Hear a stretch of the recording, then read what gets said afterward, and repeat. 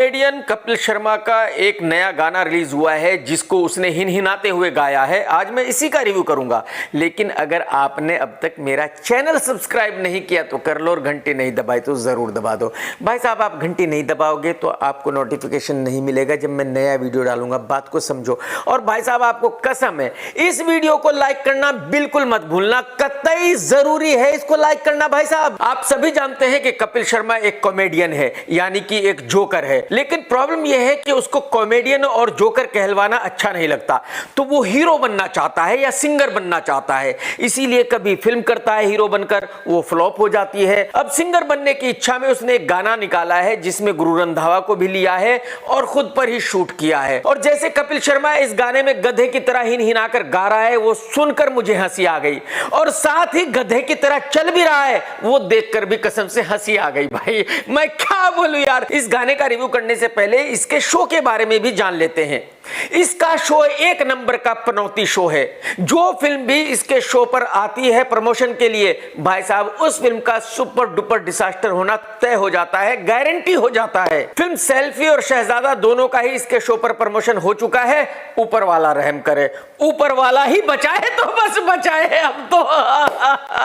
कपिल शर्मा ने शाहरुख खान के बहुत हाथ पैर जोड़े और उससे कहा कि आप अपनी फिल्म पठान का मेरे शो पर प्रमोशन कीजिए, लेकिन शाहरुख खान ने फौरन मना कर दिया, क्योंकि शाहरुख खान होशियार आदमी है। एसआरके को अच्छी तरह पता है कि इसके शो पर जाने का मतलब है इसके शो का प्रमोशन करना, ना कि अपनी फिल्म का प्रमोशन करना। तो फिल्म पठान का प्रमोशन इसके शो पर नहीं हुआ था और फिल्म ब्लॉकबस्टर रही। अगर आपको याद हो तो इसी कपिल शर्मा ने फिल्म कश्मीर फाइल्स का प्रमोशन करने से मना कर दिया था। इसने कहा था कि कश्मीर फाइल्स इतनी छोटी फिल्म है कि इसका प्रमोशन मैं बिल्कुल नहीं करूंगा, अपने शो पर मैं कश्मीर फाइल फिल्म्स के छोटे छोटे एक्टर्स को नहीं बुलाऊंगा। और वो फिल्म भी सुपरहिट रही थी।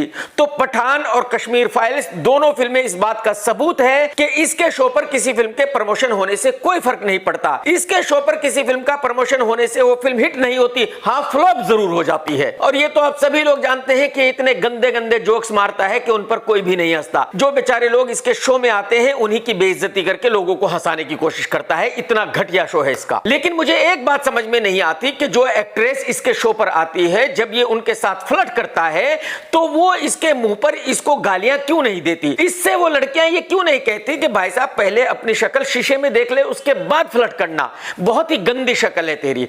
पता नहीं वो बेचारी लड़कियां इसकी बातें सुनकर की क्यों हंसती हैं, ये मेरी समझ से बाहर की बात है। खैर, तो जैसे कि मैंने कहा कि इसको कॉमेडियन और जोकर कहलवाना बिल्कुल पसंद नहीं है, तो इसलिए ये या तो हीरो बनना चाहता है या सिंगर बनना चाहता है। तो अब जो गाना इसने निकाला है उसमें गुरु रंधावा भी इसके साथ गा रहा है, और आप सभी को पता है कि गुरु रंधावा की आवाज बड़ी ही सुरीली है, बड़ी ही मीठी है, लोगों को बहुत पसंद आती है। तो जब गुरु गाता है तो गाने को सुनने में मजा आ जाता है, क्योंकि गुरु ने इस गाने को बड़ी ही सुरीली आवाज में गाया है और बड़े ही बेहतरीन तरीके से गाया है। लेकिन जब कपिल शर्मा गाता है तो ऐसे गाता है जैसे कि गधा हिनहिना रहा हो।